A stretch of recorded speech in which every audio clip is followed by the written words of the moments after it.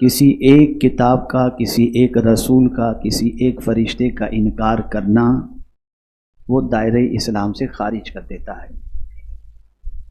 ایسے ہی تقدیر کے سلسلے میں بھی ایمان رکھنا کہ جو کچھ ہماری تقدیر میں لکھا ہے وہ سب کچھ اللہ کی طرف سے ہے، چاہے وہ خیر ہو یا شر ہو، سب کچھ من جانب اللہ ہے۔ آج میں تھوڑا سا یہ سمجھانے کی کوشش کروں گا انشاءاللہ کہ آج ہماری قوم کی سچویشن یہ بن چکی ہے کہ تقدیر کا رونا اس وقت روتے ہیں جب ان کو کوئی تکلیف آتی ہے، کوئی مصیبت آتی ہے، کوئی پریشانی آتی ہے۔ گھر میں سب بیمار رہ رہے ہیں اور کوشش کے باوجود بیماری ختم نہیں ہوتی تو آدمی کہتا ہے میری تقدیر میں یہی لکھا ہوا تھا۔ لیکن اسی گھر میں جب مال کی فراوانی ہوتی ہے اور آسائش کے سارے سامان ہوتے ہیں، سب تندرست اور صحت مند ہوتے ہیں، تو وہاں کوئی تقدیر نہیں کہتا، وہاں کہتا یہ تو میرا کمال ہے۔ ہر برائی کو تقدیر پر ڈال دیا جاتا ہے اور ہر اچھائی کو خود کی طرف منسوب کر دیا جاتا ہے۔ اور کچھ لوگ ایسے بھی ہیں جو یہ تصور کیے ہوئے بیٹھے ہیں کہ جب تقدیر ہی میں ہمارے سب کچھ لکھ دیا گیا ہے تو اب ہمیں کچھ کرنے کی کیا ضرورت، جو اللہ نے لکھا ہے وہی ہوگا۔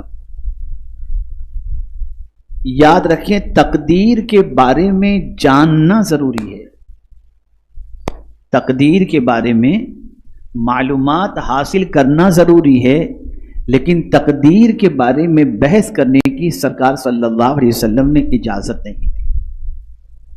نہ صدیق اکبر کو اجازت دی، نہ فاروق اعظم کو اجازت دی، نہ کسی صحابی کو، بلکہ رسول اعظم صلی اللہ علیہ وسلم تشریف لائے تو دیکھا چند صحابہ تقدیر کے سلسلے میں گفتگو کر رہے تھے، تو سرکار صلی اللہ علیہ وسلم نے فرمایا بہذا امرت، کیا میں نے تم کو ان چیزوں کا حکم دیا ہے؟ حضور صلی اللہ علیہ وسلم نے فرمایا کیا میں تمہارے درمیان اسی لیے بھیجا گیا ہوں کہ تم تقدیر پر بحث کرو؟ اب میں یہ سمجھانا چاہوں گا انشاءاللہ کہ جو لوگ یہ تصور کرتے ہیں کہ ہم وہی کرتے ہیں جو تقدیر میں لکھا ہوا ہے، یہ ایک غلط فہمی ہے۔ اس کو اچھی طرح سے آج ذہن کے اندر محفوظ کر لیں۔ ہم وہی کرتے ہیں جو تقدیر میں لکھا ہوا ہے، اللہ نے جو لکھ دیا ہم وہ کر رہے ہیں۔ مسئلہ در حقیقت یہ ہے کہ جو ہم کرنے والے تھے اللہ اس کو جانتا تھا، اس کے مطابق اس نے لکھ دیا ہے۔ ہم وہی نہیں کرتے جو اللہ نے لکھ دیا ہے، ہم جو کرنے والے تھے اللہ علیم و خبیر ہے، وہ جانتا تھا اور اس کے علم میں یہ بات تھی کہ میرا یہ بندہ یہ کرنے والا ہے، اس کے مطابق اس نے لکھ دی۔ اس کو میں بہت آج کے دور کے تقاضے کے اعتبار سے سمجھاؤں تو بات اچھی طرح سمجھ میں آئے گی۔ مثال کے طور پر کوئی پرزہ بنایا جاتا ہے، پرزہ بنانے والا، انسٹرومنٹ بنانے والا وہ جانتا ہے کہ کون سی چیز کس کام میں استعمال میں آئے گی۔ جب وہ جان لیتا ہے، تحقیق کر لیتا ہے کہ یہ چیز اس کام میں آئے گی، اس میں یہ خوبی ہے، توجہ چاہوں گا۔ جب ایک پڑھا لکھا انسان، سلجھا ہوا انسان، جیسے دواؤں کو لے لیجیے آپ، تو آدمی دوا بنانے سے پہلے یہ جانتا ہے کہ یہ دوا کس کام میں آئے گی، وہ اپنے علم سے اس چیز کو جان لیتا ہے۔ اسی طریقے سے بہت سارے انسٹرومنٹ کے اندر آپ دیکھیں گے کہ آدمی جو ایپ بناتا ہے تو وہ جانتا ہے کہ یہ ایپ کس کام کے اندر آئے گا، اسی کے اعتبار سے بناتا ہے۔ تو پروردگار جل جلالہ، بندہ جو کچھ کرنے والا تھا اس نے اپنے علم سے جان لیا، اور پروردگار جل جلالہ نے اس کے مطابق اس کی تقدیر کو لکھ دی کہ یہ بندہ یہی کرنے والا ہے۔ ایک چیز اب اس کو میں سمجھاؤں کہ بہت سارے لوگ یہ کہتے نظر آتے ہیں کہ کوئی کچھ نہیں کر سکتا، کسی کے بس میں کوئی طاقت نہیں، کسی کے پاس کوئی قوت نہیں، جو لکھا ہے وہ ہو کر کے رہے گا۔ تو در حقیقت وہ تقدیر کی قسموں کو نہیں جانتے اور تقدیر کی ڈیفینیشن کو نہیں جانتے، چنانچہ وہ تقدیر کے سلسلے میں اس قسم کی بات کرتے ہیں۔ آئیے میں آپ کو سمجھاتا ہوا چلوں۔ میرے پیارے آقا صلی اللہ تعالی علیہ وسلم کے پیارے دیوانوں، تقدیر کی 3 قسمیں ہیں. اب میں پوچھوں گا، آپ مجھے جواب دیں گے. کتنی قسمیں ہیں تقدیر کی؟ 3 قسمیں. ایک ہے تقدیر مبرم،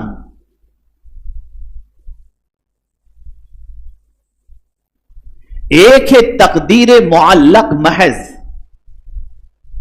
اور ایک ہے تقدیر شبیہ بمبہم.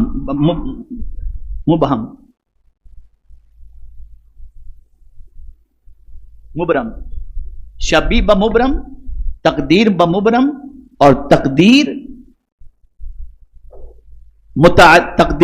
محض. بس یہ ان 3 چیزوں کو آپ اچھی طرح سے سمجھیں. تقدیر بمبرم کسے کہتے ہیں؟ تقدیر بمبرم اسے کہتے ہیں جو کچھ رب قدیر جل جلالہ نے اپنے علم سے لکھ دیا ہے، اس میں کوئی تبدیلی نہیں ہو سکتی، وہ ہو کر کے ہی رہے گا. اسے کہتے ہیں تقدیر مبرم. اسے کوئی خاصان بارگاہ بھی نہیں ٹال سکتا. یہ وہ تقدیر ہے کہ یہ کسی سے ٹلنے والی نہیں ہے. اب اس کو میں قرآن کی روشنی میں سمجھاؤں. خاصان بارگاہ کو اللہ تعالیٰ اس قسم کی تقدیر جس کے بارے میں لکھی ہوئی ہے، مولا نے اپنے علم سے جو لکھ دی ہے، خاصان بارگاہ کو اللہ عز و جل اس سے متعلق کچھ معروضات پیش کرنے سے روکتا ہے. مثال کے طور پر حضرت ابراہیم علی نبینا علیہ الصلاۃ والتسلیم ایسی جگہ پہنچے جہاں قوم لوط بھی تھی اور حضرت لوط علیہ الصلاۃ والتسلیم بھی موجود تھے. اور اس وقت حضرت ابراہیم علیہ الصلاۃ والتسلیم روزے سے تھے. تو حضرت ابراہیم علیہ الصلاۃ والتسلیم کو فرشتوں نے افطار کرایا، حضرت اسحاق کی بشارت دی، اور اس کے بعد فوراً یہ بات بتائی کہ قوم لوط پر اللہ کا عذاب آنے والا ہے اور قوم لوط تباہ ہو جائے. تو حضرت ابراہیم علیہ الصلاۃ والتسلیم نے جب قوم لوط کے بارے میں یہ سنا تو قرآن کہتا ہے کہ حضرت ابراہیم علیہ الصلاۃ والتسلیم نے اللہ کی بارگاہ میں عرض کیا، یجادلنا فی قوم لوط. میں تو قرآن کے اس لفظ کے بارے میں سوچتا ہوں تو عجیب کیفیت پیدا ہوتی ہے کہ کیا انبیاء کی شان ہے، کیا شان ہے. لوگ کہتے ہیں انبیاء کیا کوئی بھی پر نہیں مار سکتا، اور یہاں رب قدیر جل جلالہ فرماتا ہے یجادلنا فی قوم لوط. قوم لوط کے بارے میں حضرت ابراہیم علیہ الصلاۃ والسلام اللہ سے جھگڑنے لگے.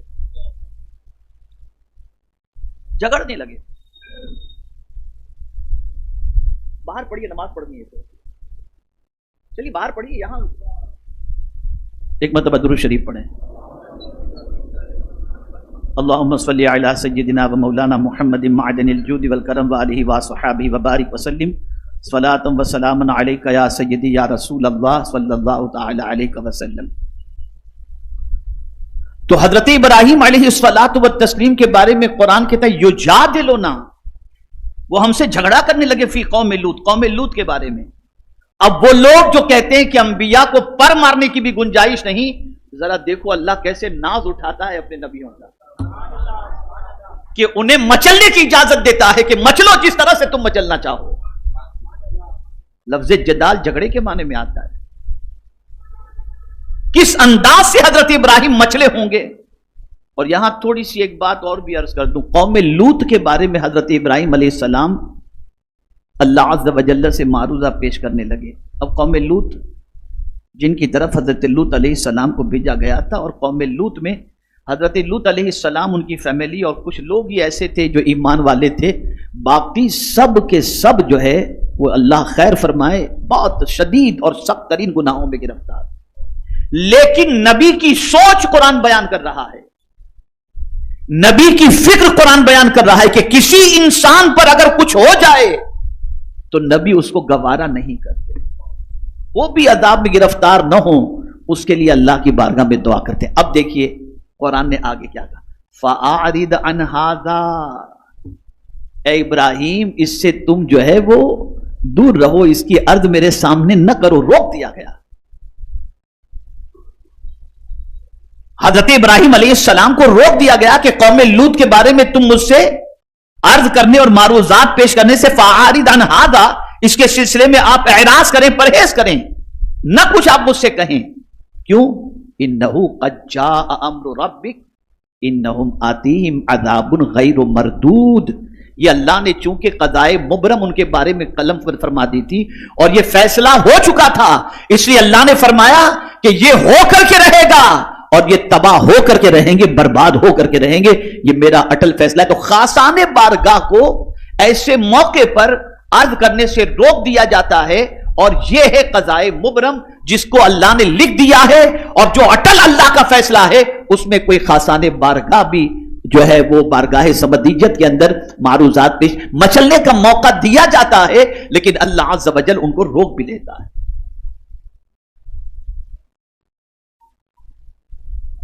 اسی طریقے سے آپ دیکھیں حضرت موسیٰ علیہ الصلاۃ والتسلیم شب معراج سرکار صلی اللہ علیہ وسلم جب تشریف لے گئے تو دیکھا حضرت موسیٰ علیہ السلام اللہ سے ہم کلام ہیں، لیکن آواز تھوڑی سی بڑی تھی حضرت موسیٰ علیہ السلام کی.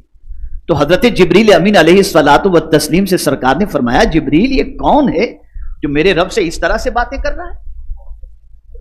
تو حضرت جبریل امین علیہ الصلاۃ والتسلیم نے عرض کیا کہ حضور یہ اللہ کے کلیم حضرت موسیٰ علیہ السلام ہیں، کہ رب کے سامنے اس طریقے سے. اب جواب سنیے. جبریل امین جواب میں عرض کرتے ہیں حضور اللہ نے ان کے مزاج کے اندر کافی سختی رکھی ہے، اس لیے وہ اس طرح سے کلام کر رہے ہیں. اب وہ لوگ جو یہ کہتے ہیں کہ رب کی بارگاہ کے اندر پر مارنے کی گنجائش نہیں، میں کہتا ہوں اس کے بارے میں آپ کیا کہتے ہو؟ انبیاء کے ناز اللہ اٹھاتا ہے. انبیاء کرام علیہم الصلاۃ والتسلیم اپنے رب سے بات کرتے ہیں، اس لیے کہ جب وہ کہتا ہے جو کہتا ہے وہ مانتے ہیں. تو کبھی ایسا بھی ہوتا ہے کہ مچل کل وہ بھی ناز برداری کے لیے اللہ عز و جل کی بارگاہ میں اس طرز کلام کو اختیار کر لیتے ہیں اور اللہ ان کے ناز کو اٹھاتا بھی. چلیے تھوڑا سا یہ نہیں سمجھے تو اور ایزی سمجھا دوں، اور ایزی سمجھا دوں. آپ سوچتے ہوں گے اللہ سے جھگڑا کرنا، تو وہ جھگڑا جس کے بارے میں آپ سمجھتے ہیں اس طرح سے نہیں، وہ ناز برداری کا انداز ہوتا ہے، وہ مچلنے کا ایک انداز ہوتا ہے. جیسا کہ اب سنیے ایک مومن کا کچا بچہ ورود میں آنے سے پہلے، دنیا میں آنے سے پہلے کچا بچہ انتقال کر جاتا ہے. کچا بچہ، اس نے دنیا دیکھی نہیں، اسے نہ باپ کا پیار ملا نہ ماں کا پیار ملا، کچھ بھی نہیں. پیدا ہونے سے پہلے اس کی موت واقع ہو گئی. اب کل بروز قیامت یہ کچا بچہ اللہ سے جھگڑا کرے گا. حدیث شریف میں اللہ سے جھگڑا کرے گا، مولا میں نے تو میری ماں کو بھی نہیں دیکھا، نہ باپ کا پیار پایا، میں نے تو کچھ نہیں پایا، آج تو مجھے جنت میں بھیج رہا ہے، میں جنت میں نہیں جاتا. کچا بچہ اللہ سے جھگڑا کرے گا. حدیث شریف میں جدال کا لفظ آیا ہے، وہ کچا بچہ اللہ سے جھگڑا کرے گا میں جنت میں نہیں جاتا، اس لیے کہ جس ماں باپ کا پیار میں نے دنیا میں نہیں پایا، میں چاہتا ہوں وہ میرے ماں باپ بھی میرے ساتھ ہوں. حدیث شریف کے اندر ہے بچے کی ناف جو ہوتی ہے نا، اسی ناف سے بچے کو غذا پہنچتی ہے، اس ناف سے اللہ عز و جل اس بچے کے ماں باپ کو باندھ کر جنت کے اندر داخل کرتا. اب جو یہ کہتے ہیں کہ کسی کی سنوائی نہیں، کیا کہتے ہو اس کچے بچے کے بارے میں؟ جب کچا بچہ اپنے ماں باپ کو لے جا سکتا ہے تو مصطفیٰ جان رحمت کی شان کتنی عرض ہے. تو مچلنے دیتا ہے میرا مولا کہ مچلو. میرے بندوں مجھ سے مچل کر نہیں مانگو گے تو کس سے مانگو گے؟ لیکن جہاں روک دیا جاتا ہے وہ قضائے مبرم ہے. چلیے اور تھوڑی سی ایمان کی تازگی کے لیے عرض کر دوں، کلیم کا ذکر بھی سن لیا، خلیل کا ذکر بھی سن لیا، اب تھوڑا سا حبیب کا ذکر بھی سن لیا.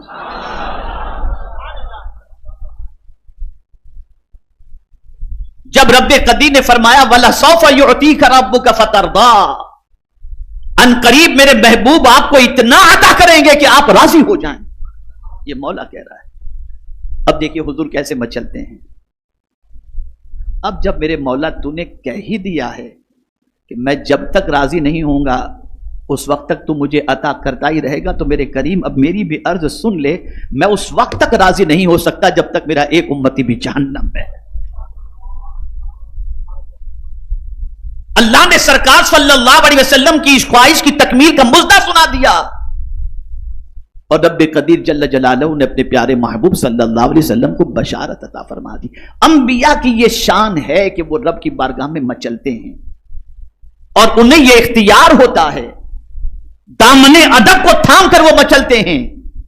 تو میرے پیارے آقا صلی اللہ تعالی علیہ وسلم کے پیارے دیوانوں، یہ نہ کہا جائے کہ انبیاء کرام کو بھی قیامت میں پر مارنے کی گنجائش نہیں۔ اب آئیے سمجھیں، قضائے مبرم آپ سمجھ لیے، یہ وہ چیز ہے جس کا فیصلہ اللہ نے اٹل فرما دیا ہے، وہ ٹلنے والا نہیں کسی خاصان بارگاہ کی دعا سے۔ اب قضائے معلق محض، اس کو سمجھیں، یہ کیا تقدیر ہے؟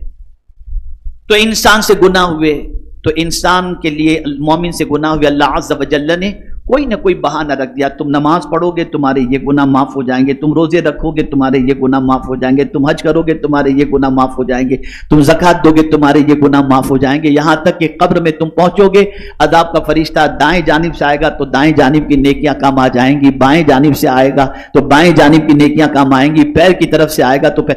تو یہ کیا ہے؟ کسی سبب سے اللہ عز و جل نے تمہاری بخشش کا انتظام کر رکھا ہے، لکھا ہوا ہے، لیکن پروردگار نے تمہارے لیے ایک ذریعہ بھی رکھا ہے کہ ان ذریعوں کے وجہ سے، اور یہ ذریعہ فرشتوں کو معلوم، یہ ذریعہ فرشتوں کو معلوم ہے کہ پروردگار اس عمل سے اس بندے کے اس گناہ کو معاف فرمائے گا۔ تو یہ ایک قضائے جو ہے وہ محض جو ہے، یہ قضاء، یہ ایک تقدیر ہے۔ اب تیسری قسم آپ سمجھیں، قضا شبیہ بمبرم، مبرم تو نہیں لیکن شبیہ بمبرم، اللہ نے لکھا نہیں ہے، اللہ نے لکھا نہیں ہے، لیکن اس کے علم میں یہ بات ہے کہ میرا بندہ یہ کرے گا نا۔ فرشتوں کو بھی نہیں معلوم اس قضا کے بارے میں، فرشتوں کو بھی نہیں معلوم، اور اللہ نے لکھا بھی نہیں ہے، لیکن میرے پیارے آقا صلی اللہ تعالی علیہ وسلم کے پیارے دیوانوں، اللہ کے علم میں ہے یہ بات کہ میرا بندہ یہ کرے گا نا تو اس کی زندگی بڑھا دوں گا، اس کی روزی بڑھا دوں گا۔ تو اب بندہ، یہ جو حدیث شریف میں ہے نا، رشتہ داروں سے اچھا سلوک کرو، اللہ تمہاری عمر میں اور مال میں برکت عطا فرمائے گا۔ تو یہ میرا مولا جانتا ہے کہ میرا بندہ یہ کرے گا تو میں اسے یہ عطا کر دوں گا۔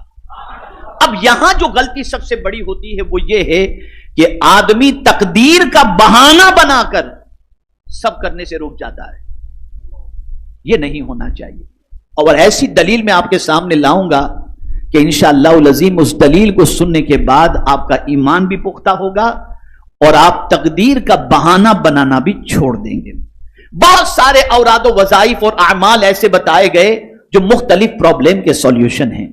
مثال کے طور پر ایک صحابی گرفتار ہوئے، رسول رحمت صلی اللہ تعالی علیہ وسلم کی بارگاہ کے اندر ان کے والد پہنچے اور کہا، یا رسول اللہ صلی اللہ تعالی علیہ وسلم، میرا بیٹا گرفتار ہے اور اس کی ماں اس کی جدائی کے اندر بہت رو رہی ہے، یا رسول اللہ صلی اللہ تعالی علیہ وسلم اس کے سلسلے میں کرم کی نظر فرمائیں اور کچھ بتائیں کہ کیا کرنا چاہیے۔ تو آقا کریم صلی اللہ علیہ وسلم نے فرمایا، اتق اللہ واصبر۔ رسول اعظم صلی اللہ علیہ وسلم نے فرمایا، اللہ تعالیٰ سے ڈرو، صبر کا دامن مضبوطی سے پکڑو۔ اور پھر حضور صلی اللہ علیہ وسلم فرماتے ہیں، میں تجھے اور تیری بیوی کو حکم دیتا ہوں کہ تم کثرت سے لا حول ولا قوت الا باللہ پڑھو۔ ارشاد نبوی سن کر وہ صحابی اپنے گھر لوٹ آئے اور اپنی بیوی کو سارا ماجرا آ کر بتایا۔ وہ نیک بخت بیوی کہنے لگی، حضور صلی اللہ علیہ وسلم نے جس چیز کا ہمیں حکم دیا وہ بہت ہی عمدہ ہے۔ پھر ان دونوں میاں بیوی نے بکثرت ورد شروع کر دیا، چنانچہ اس کی برکت سے دشمن ان کے بیٹے کی طرف سے غافل ہو گئے اور وہ ان کی غفلت سے فائدہ اٹھا کر وہاں سے نکل گئے اور اللہ نے رہائی عطا فرمائی۔ سبب تھا لا حول ولا قوت الا باللہ، اور یہ بہت بڑا عمل ہے۔ خدا کی قسم اس عمل کی برکت میں آپ کو بتاؤں تو آپ کی عقل دنگ رہ جائے گی، کتنا پاورفل ہے یہ عمل، کتنا پاورفل۔ میں ایک حدیث شریف ایک قول آپ کے سامنے پیش کرتا ہوں۔ علامہ پانی پتی اپنی تفسیر مظہری میں اس آیت کے ضمن میں، یعنی وَمَن يَتَّقِ اللَّهَ يَجْعَل لَّهُ مَخْرَجًا وَيَرْزُقْهُ مِنْ حَيْثُ لَا يَحْتَسِبُ وَمَن يَتَوَكَّلْ عَلَى اللَّهِ فَهُوَ حَسْبُهُ ان اللہ بالغ امرہ قد جعل اللہ لکل شیء قدرا. اس آیت کی تفسیر میں قاضی ثناء اللہ پانی پتی تفسیر مظہری میں اس آیت کے ضمن میں حل مشکلات کے لیے ایک وظیفہ لکھا ہے جو ہدیہ ناظرین ہے. حضرت مجدد الف ثانی نے دینی اور دنیاوی منافع کے حصول، دینی اور دنیاوی مشکلات کے حل کے لیے یہ وظیفہ بتایا کہ ہر روز 500 مرتبہ لا حول ولا قوت الا باللہ پڑھے اور اول آخر 100 مرتبہ درود پاک پڑھے. اللہ اس کی ساری پریشانیوں کو دور کرے. اب ہمارے یہاں تعویذات کے لیے اور دیگر چیزوں کے لیے لوگ آتے ہیں تو کہتے ہیں حضرت بس کچھ کر دیجئے، اور ان سے کہو یہ پڑھو. کہاں حضرت یہ بہت مشکل ہے. تو آپ سے میں ایک چیز عرض کروں کہ اس طرح سے کام نہ کریں. جنت میں جانا ہے تو کوئی پیر صاحب مریں اور آپ جنت میں نہیں جاؤ گے. جنت میں جانا ہو تو آپ کو خود کو مرنا بھی تو پڑے گا نا. آپ مریں گے نہیں تو جنت میں جائیں گے کیسے؟ اب آپ کہیں پیر صاحب مرو بھی آپ لیکن جنت میں ہم جائیں گے، یہ کیسے ہو؟ تو یہ اولیاء کرام جو اوراد و وظائف عطا کرتے ہیں اس سے مصیبتیں ٹلتی ہیں، پریشانیاں ٹلتی. اب وہ لوگ جو تقدیر کا رونا رو کر اور تقدیر پر بھروسہ کر کے چپ چاپ بیٹھ جاتے ہیں اور کہتے ہیں اب جو کچھ تقدیر میں لکھا ہے وہ ہو کر کے رہے گا، اس کے لیے ایک حدیث، اور اتنی پیاری حدیث شریف ہے کہ میں یہ سمجھتا ہوں کہ اس حدیث مبارکہ کو ذہن میں رکھ کر خدا کی قسم آقا کا سچا عشق ہوگا نا تو کوئی آدمی کبھی بیکار بیٹھے گا ہی نہیں. وہ متحرک ہو جائے گا، وہ دوڑ دھوپ کرنے والا بن جائے گا، وہ محنت و مشقت کرنے والا بن جائے گا، وہ تقدیر کا بہانہ کرنا چھوڑ دے گا. اور وہ حدیث کون سی ہے؟ اللہ اکبر اللہ اکبر. میرے آقا صلی اللہ علیہ وسلم فرماتے ہیں الکاسب حبیب اللہ. سرکار صلی اللہ علیہ وسلم فرماتے کسب کرنے والا، کام کرنے والا اللہ کا حبیب ہے. اللہ کو بہت پسند. بیکار بندہ اللہ کو پسند نہیں. ارے جب بیکار بات کرنے والا اللہ کو پسند نہیں ہے تو بیکار رہنے والا اللہ کو کہاں سے پسند ہوگا؟ اور آج کیا ہے ہماری قوم کا حال دیکھ لیجئے. بس اس پر کچھ کہنے کی ضرورت نہیں. اب سنیے یہ جو حدیث شریف ہے الکاسب حبیب اللہ، اس کے بارے میں حضرت مولانا روم رحمت اللہ تعالی علیہ فرماتے ہیں کہ اگر تو توکل کا دعویٰ کرتا ہے تو کام میں مشغول ہو جا. پہلے تخم ریزی کر پھر اللہ پر بھروسہ کر. یعنی تو اگر اللہ پر بھروسہ کرنے کی بات کرتا ہے نا تو پہلے زمین میں بیج بو دے اور پھر تو اللہ پر بھروسہ کر. اور آگے ارشاد فرماتے اس حدیث میں جو رمز ہے اس کو سن کہ کسب کرنے والا اللہ کا دوست ہے. توکل کی وجہ سے اور تقدیر پر بھروسہ کرنے کی وجہ سے انسان کو کبھی بھی کام میں سستی نہیں کرنا چاہیے، اسے کام کرنا چاہیے. میرے پیارے آقا صلی اللہ علیہ وسلم کے پیارے دیوانوں، بلکہ سلف صالحین تو تاکید کرتے ہوئے فرماتے ہیں کاروبار کرو اور رزق حلال کماؤ، کیونکہ تم ایسے، غور سے سنیے گا، کیونکہ تم ایسے زمانے میں ہو جب کوئی شخص محتاج ہوتا ہے تو سب سے پہلے وہ اپنی متاع دین و ایمان کو بیچنا شروع کر دیتا ہے. جہاں آدمی محتاج ہوا کہ پہلے اپنا دین بیچے گا اور اپنا ایمان بیچے گا.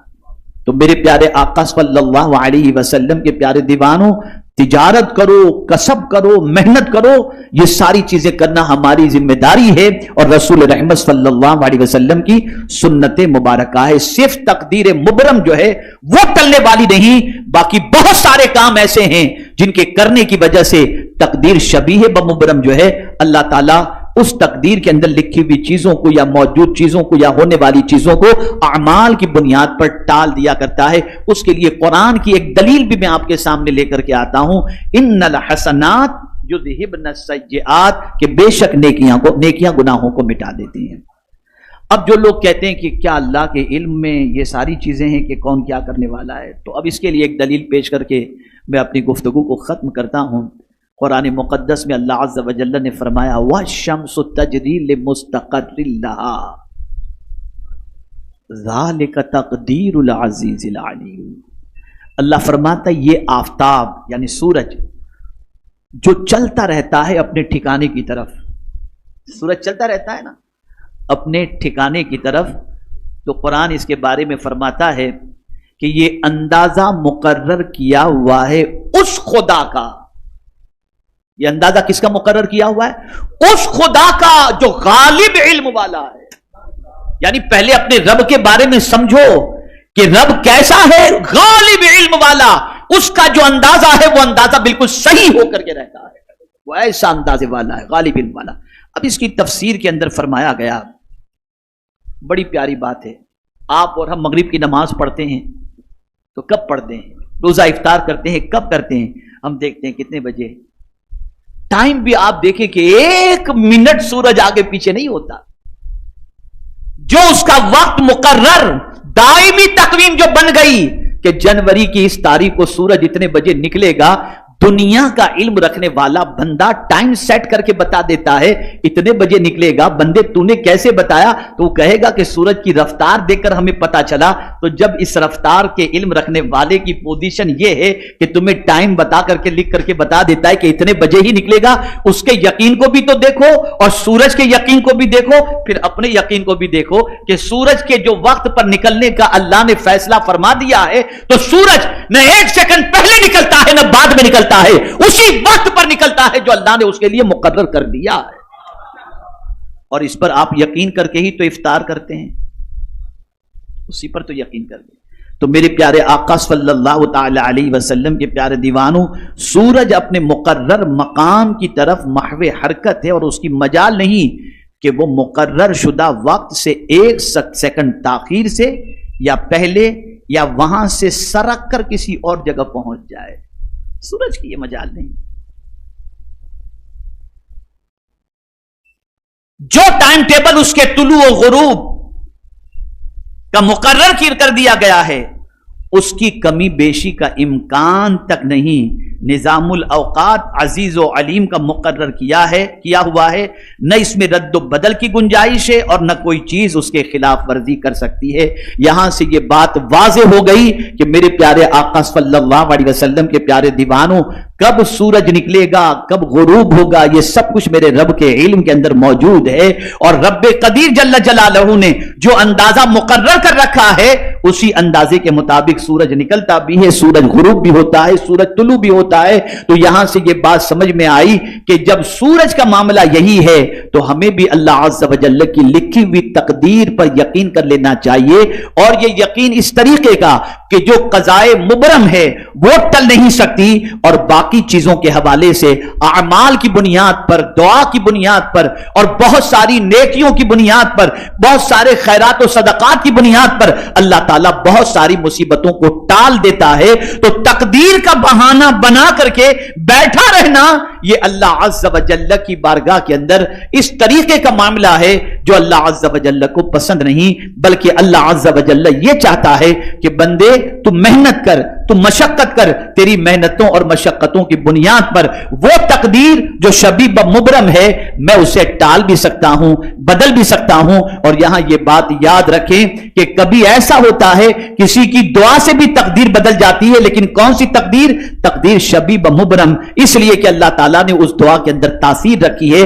ہاں تقدیر جو مبرم ہے وہ ٹلنے والی نہیں ہے، اس لیے دعائیں بھی لیتے رہو، نیکیاں بھی کرتے رہو، محنت و مشقت بھی کرتے رہو، اللہ کی بارگاہ میں سربر سجود بھی ہوتے رہو، اس لیے کہ یہ ساری چیزیں ہمارے گناہوں کا کفارہ بن جاتی ہیں. اور میرے پیارے آقا صلی اللہ تعالی علیہ وسلم کے پیارے دیوانوں، جو قضائے مبرم ہے اس سے روک دیا جاتا ہے. تو ہمیں چاہیے کہ ہم اللہ والوں کی دعائیں بھی لیتے رہیں، اللہ والوں کی خدمت بھی کرتے رہیں، ماں باپ کی خدمت بھی کرتے رہیں، نماز بھی پڑھتے رہیں، رشتہ داروں کے حقوق کو بھی ادا کرتے رہیں. کہ اس کی وجہ سے بہت سارے پرابلمز ایسے ہیں جن کو اللہ عز و جل دور فرما دیا کرتا ہے. میرے پیارے آقا صلی اللہ تعالی علیہ وسلم کے پیارے دیوانوں، یہ چند کلمات خیر تھے جسے اپنے دل و دماغ کے اندر محفوظ رکھیں اور یہ بات اچھی طرح سے ذہن میں رکھیں، جو اللہ نے لکھا ہے کریکشن کر لیجئے، جو اللہ نے لکھا ہے وہ ہم نہیں کرتے، ہم جو کرنے والے تھے وہ اللہ نے اپنے علم سے لکھ دیا ہے،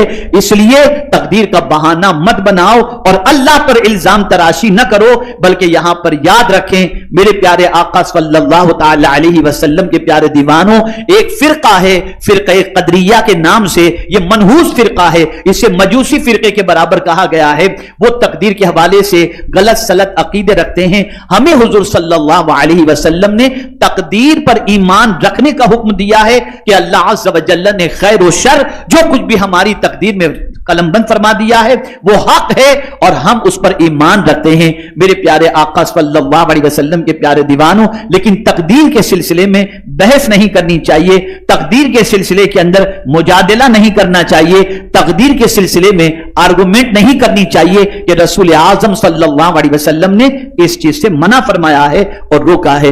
اللہ رب العزت جل جلالہ آقا کریم رؤوف الرحیم علیہ التحیۃ والتسلیم کے صدقہ و طفیل ہم سب کو اللہ عز و جل کے فیصلے پر راضی رہنے کی توفیق عطا فرمائے۔